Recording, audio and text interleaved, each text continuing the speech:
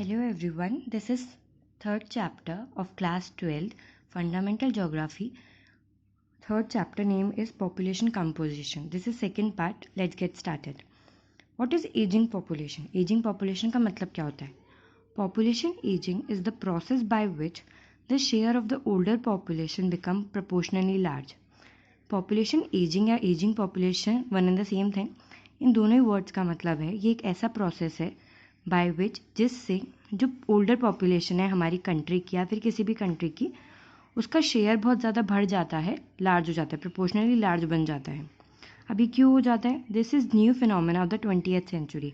ये 20th century का एक न्यू फिनोमेना है. In most of the developed countries of the world, जो डेवलप्ड कंट्रीज़ हैं हमारे वर्ल्ड की, population in higher age groups has increased due to increased life expectancy.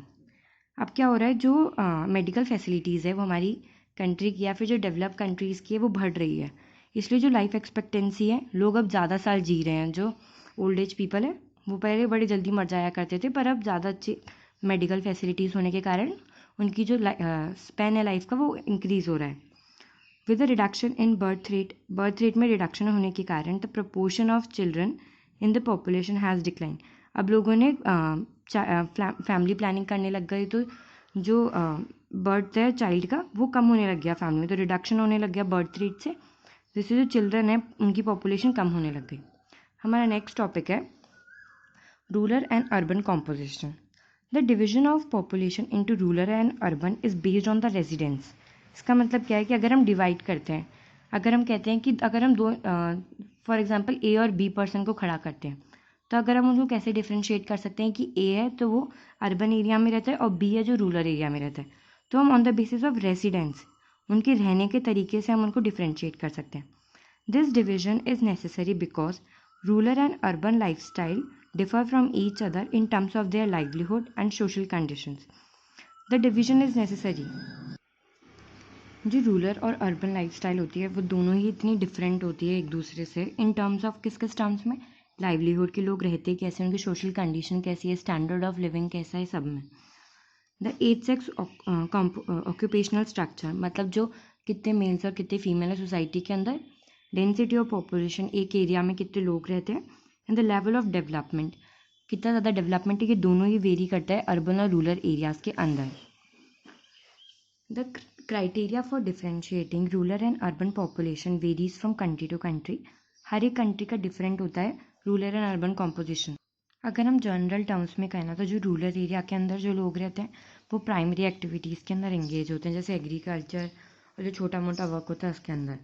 और जो अर्बन पीपल होते हैं ना, वहाँ पे मेजॉरिटी ऑफ द पीपल, मतलब ज़्यादातर लोग क्या नॉन प्राइमरी एक्टिविटीज़ के अंदर एंगेज होते हैं, जैसे इंडस्ट्रीज़ में लगे हुए होते हैं, टर्शरी एक्टिविटी परफॉर्म करते हैं, मैन्युफैक्चरिंग करते हैं. देखो अब हम कुछ सेलेक्टेड कंट्रीज़ का देखते हैं rural urban sex composition. The rural and urban differences in sex ratio in Canada and Western European countries like Finland are just the opposite of those in African and Asian countries like Zimbabwe, Nepal respectively. अब हम क्या कर रहे हैं, हम ले रहे हैं ईस्टर्न कंट्रीज़ और वेस्टर्न कंट्रीज़. जो ईस्टर्न कंट्रीज़ है उसकी जो फॉर एग्जांपल अफ्रीका हो गया, एशियन कंट्रीज़ हो गई, इनको हम कंपेयर करेंगे कनाडा और वेस्टर्न यूरोपियन कंट्रीज से जो हमारी वेस्टर्न पार्ट है.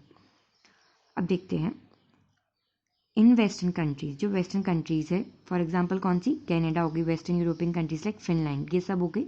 Mail out number female in rural areas.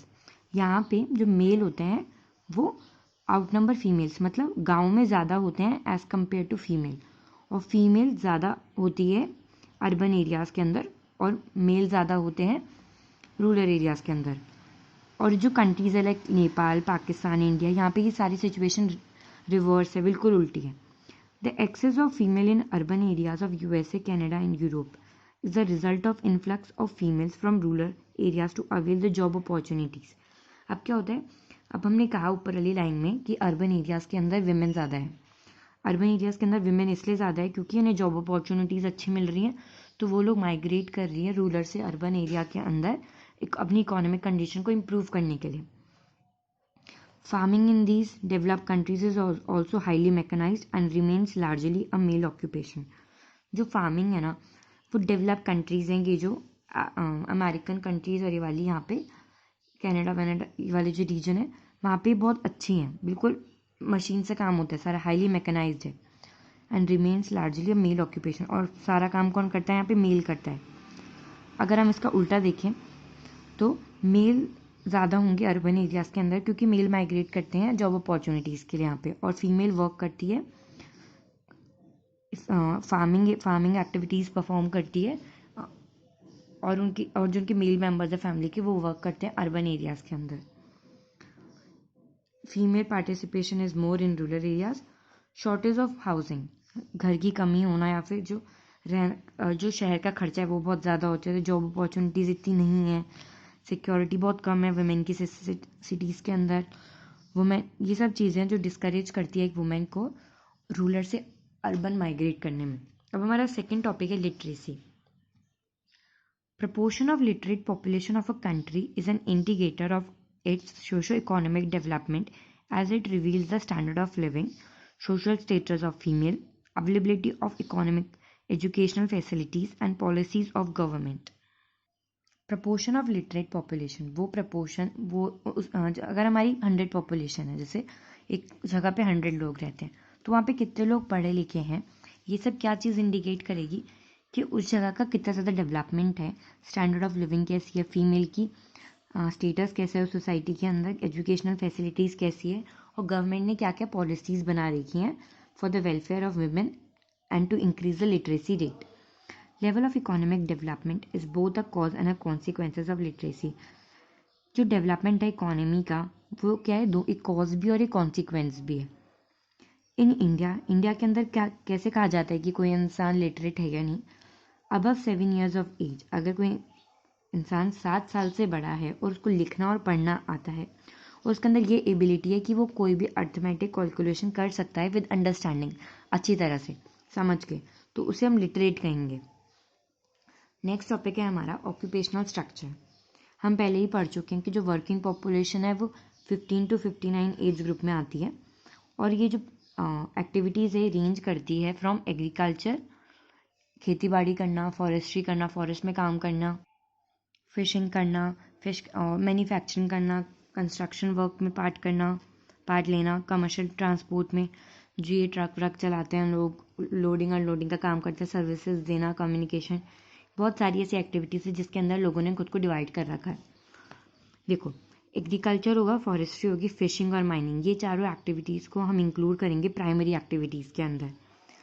Manufacturing आएगी हमारी सेकेंडरी के अंदर। जो ट्रेड होगा, ट्रांसपोर्ट होगा, कम्युनिकेशन, दूसरी सर्विसेज होंगी, उन सबको हम टर्शरी में रखेंगे। और जो भी जॉब्स होगी रिलेटेड टू रिसर्च, कोई चीज़ नई ढूंढ रहे हैं, खोज कर रहे हैं साइंटिस्ट, ये सब। आईटी सेक्टर होगा, जो डेवलपिंग आइडियाज़ होंगे उनको हम क्वेटनरी एक्टिविटीज़ के अंदर डालेंगे। The proportion of population engaged in 4 sectors is a good indicator.